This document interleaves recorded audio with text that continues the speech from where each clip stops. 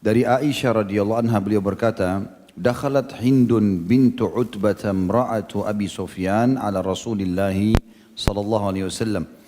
فقالت يا رسول الله إن أبا سفيان رجل شحيح لا يعطيني من النفقة ما يكفيني ويكفي بني إلا ما أخذت من ماله بغير علمه فهل علي في ذلك من جناح فقال صلى الله عليه وسلم خذي من ماله بالمعروف ما يكفيك ويكفي بنيك. Hadis ini riwayat Bukhari jadi 3 halaman 103, Imam Muslim jadi 3 halaman 1338.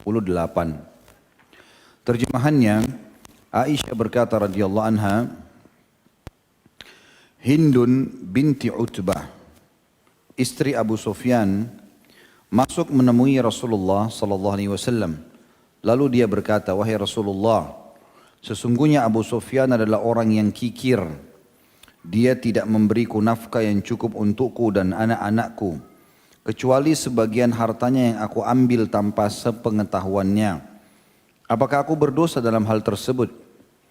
Maka beliau sallallahu alaihi wasallam bersabda, ambillah dari hartanya dengan cara yang baik, yang cukup untukmu dan anak-anakmu. Hadis ini menjelaskan kepada kita tentang hukum wajibnya nafkah dari seorang suami kepada istrinya. Juga tentu masuk dalam kewajiban nafkah adalah orang tua kepada anaknya. Kalau anak laki-laki sampai balik, selebihnya sunnah. Kemudian kalau anak perempuan sampai menikah. Diambil dari potongan sabda Nabi SAW kepada Hindun binti Utbah radhiyallahu anha, kalau boleh kamu ambil harta suamimu walaupun tanpa sepengetahuannya, tapi yang cukup untukmu dan anak-anakmu, artinya tidak boleh kamu zalim, tidak boleh mencuri, nggak boleh merekayasa. Memang kebutuhan makan hari ini misalnya 100 ribu, ya sudah 100 ribu. Kalau suaminya tidak mau tahu dia makan dari mana, atau dia hanya memberikan 10 ribu atau 20 ribu sementara kebutuhan 100 ribu dan dia punya kemampuan si suami, maka di sini boleh si istri mengambil uang yang 80 ribu menggenapkan kebutuhan dasarnya.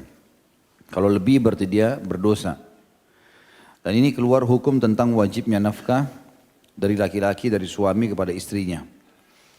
Dan ini juga terjadi, bolehnya mengambil harta suami bila keadaan suaminya seperti keadaan Abu Sufyan.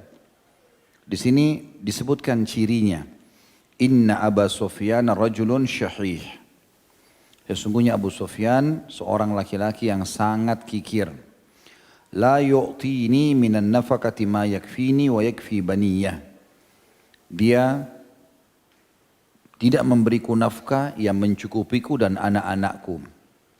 Kalau syarat ini terpenuhi dari suami, dia pelit. Artinya pelit ini orang kaya, tapi dia tidak kasih. Tidak masuk dalam pelit, kalau orang tidak punya, baru dia tidak kasih misalnya.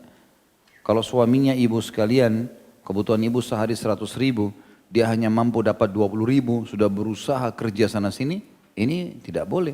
Kita bebankan suami lebih daripada kemampuannya. La yukallifullahu nafsan illa usaha. Allah sendiri tidak bebankan hamba-hambanya apa yang dia luar kemampuannya. Walaupun kuasa Allah subhanahu wa ta'ala, bila Allah amanahkan satu istri, maka Allah akan berikan nafkah sesuai dengan kebutuhan istri itu. Allah karuniakan anak satu, Allah karuniakan anak dua, masing-masing akan ada rezekinya sendiri. Allah datangkan rezeki itu. Allah subhanahu wa ta'ala mendatangkan rezeki itu. Jadi kalau keadaannya bukan seperti Abu Sufyan di sini pelit, plus lagi memang kalaupun dia memberi, dia hanya memberi yang tidak cukup buat istri dan anaknya. Tapi kalau keadaannya tadi saya bilang tidak mampu, memang lagi sakit, ya, dia tidak punya pekerjaan, baru di PHK dan bangkrut usaha dan seterusnya, ini tidak masuk dalam bab pelit. Karena pelit itu hanya diistilahkan bagi orang yang punya tapi tidak mau kasih. Di sini juga Abu Sufyan bukan tidak kasih sama sekali, dia kasih tetapi tidak cukup. Dan Hindun sudah bicara, ini tidak cukup loh, Abu Sufyan tidak mau tahu. Sudahlah pokoknya atur saja. Maka Hindun terpaksa, tidak ada solusi lain, dia tidak ada pekerjaan. Maka dia terpaksa mengambil uang Abu Sufyan diam-diam. Entah di bajunya, entah di mana tempat penyimpanan uangnya. Lalu dia izin kepada Nabi SAW, ya Rasulullah dosa enggak, mencuri enggak ini? Kata Nabi SAW, tidak. Boleh kau ambil tapi secukupnya saja, yang memang dibutuhkan oleh kebutuhanmu dan anak-anakmu.